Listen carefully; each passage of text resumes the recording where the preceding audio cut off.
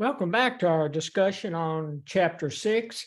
This is the third installment, and as I alluded to in the second installment, when we're talking about the CPI, the Consumer Price Index, it's extremely important that you understand this. This is going to be a valuable addition to your toolbox because it doesn't matter whether you're an employer or working for an employer, or you're an employee, or somebody comes to you and asks your advice on negotiating a contract. If you understand the concept of a consumer price index and that contract is tied to the consumer price index, let's say it's a union contract and it's a 3-year contract and they're wanting to tie increases in the wage rate in that union contract to a CPI, or maybe they want to just make it a flat number, a flat 2% per year.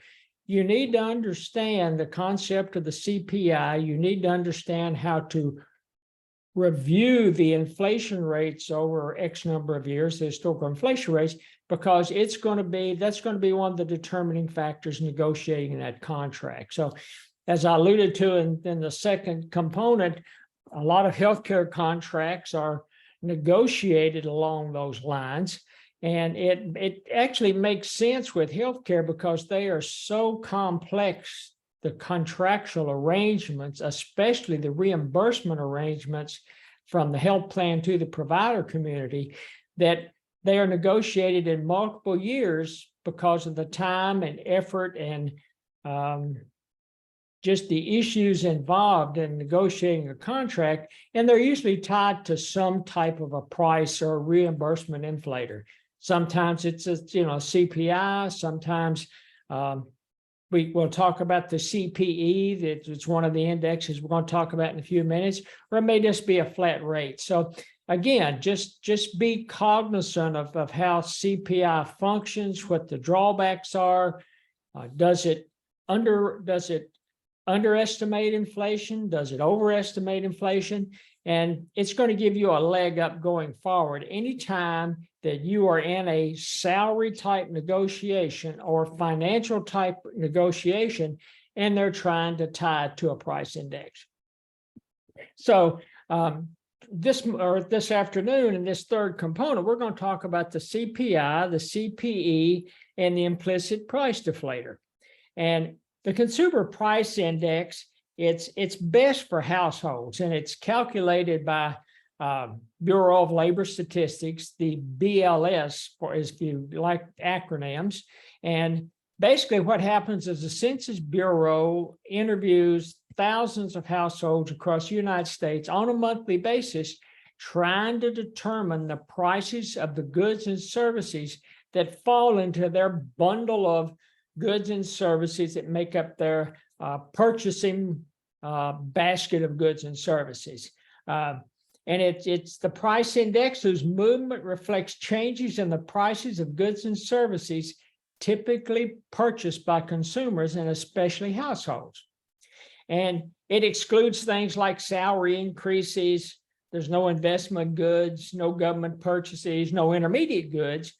But what it does include, it includes basically, I guess you can lump them as necessities for the household. So you're talking about things like housing, clothing, food, medical care, recreation, education, whether the children are in, maybe they're going to a private grade school, private high school, maybe they're already going to college, so kind of bumps up on education. It includes communication goods, internet, cell phones, that type thing. And then there's some other goods thrown into kind of good measure. And the Census Bureau's surveyors are going out, and again, they're measuring and they're surveying thousands of households across every city in the United States. Do it on a monthly basis. And while the basket or the bundle of consumptions is, for most intents and purposes, held constant, it does have some periodic changes that, basically driven by, there's some new buying habits. So that's what the consumer price index looks like. Again, bundle of services, goods and services, large majority of them necessities by households, the buying patterns, the prices are being provided by the Census Bureau surveys, and then everything is pulled together, and the Board of Labor Statistics, or the BLS, calculates this CPI, and they calculate on a monthly basis. And the CPI is that one number that you hear, again, the talking heads on TV, or you read it in, maybe you still get the hard copy newspaper from the Wall Street Journal. That's what they're going to be talking about, the CPI.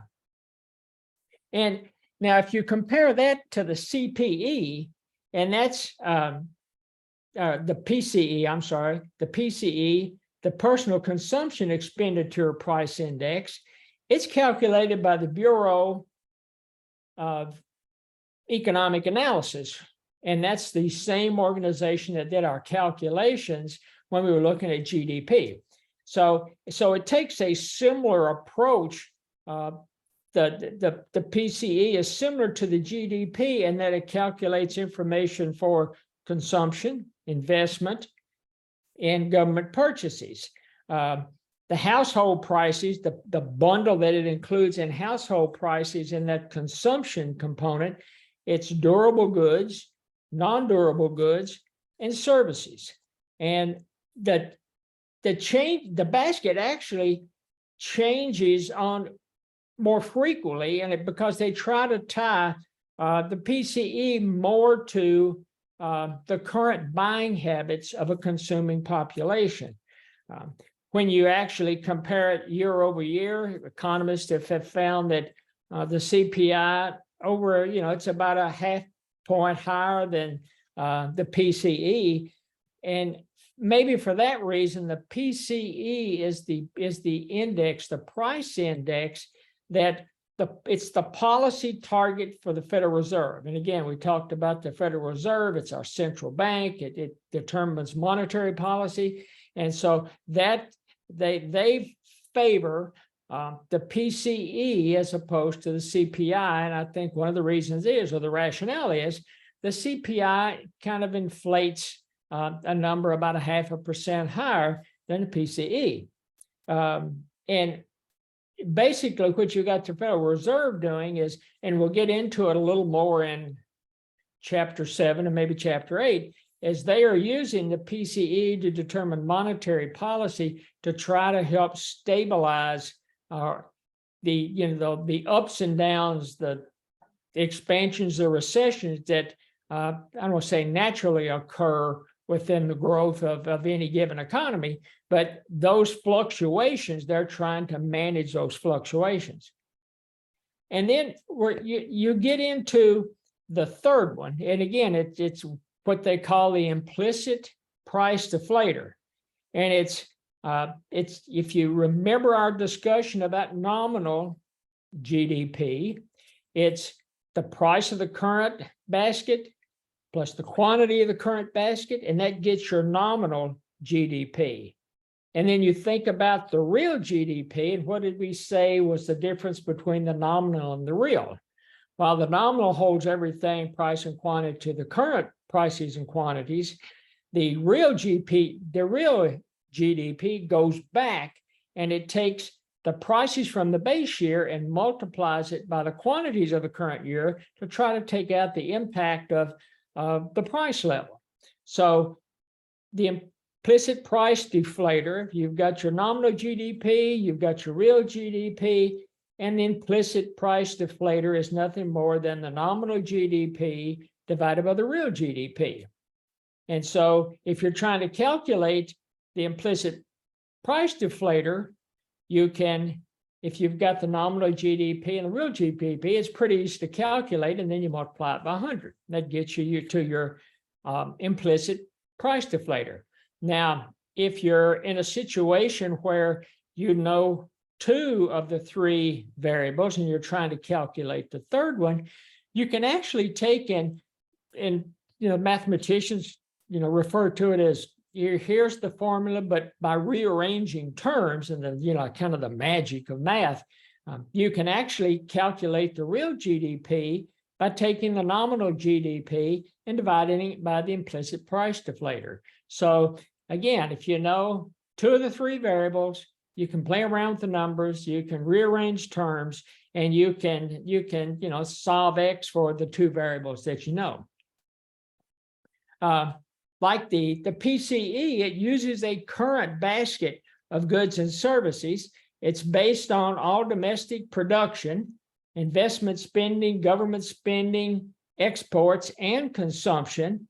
And it uses, if you're trying to get to real values using a price index, they've got a little formula in the book that helps you if you're trying to take, let's say, your salary in a given year, and you want to compare it to, so let's say you're trying to take your salary in 2023 and compare it to somebody's salary in 2015. All you have to do is you take X, which would be your salary at time T, and divide it by the CPI index at time T. So your salary in 2023, the CPI in 2023, and then you multiply it by the CPI in that given year that you're trying to compare it to. In this case, you multiply it by the CPI in 2015, and that will tell you what the value of your salary would have been in 2015. Kind of a neat little mathematical formula if you're trying to compare numbers across years and you're trying to make the adjustment in such a way so that you can make an accurate comparison. That's kind of talking about your three indexes, the CPI, the PCE, and the implicit price deflator. And just remember, CPI, just by the way it's calculated, it tends to overstate maybe the effects of inflation. So again, go back to the example. Once you get your degree at Fisk, and whether it's your first job getting out of college, or maybe you're not a traditional student and you've been out in the workplace for some time and you're coming back to school, and so you may be thinking about what your current salary is. You may be thinking about, well, what's your next contract or what your next salary is going to be, and using these price indexes will greatly benefit you as you make those comparisons, especially over time. And the last thing to kind of drive home is, as we wind up this third segment and talking about the price indexes, is always remember, depending on what side of that, and I like to talk about the financial coin. So there's a financial coin sitting out there that employers and employees are going to struggle over. It's the same concept as health plans and healthcare providers struggle over this financial coin.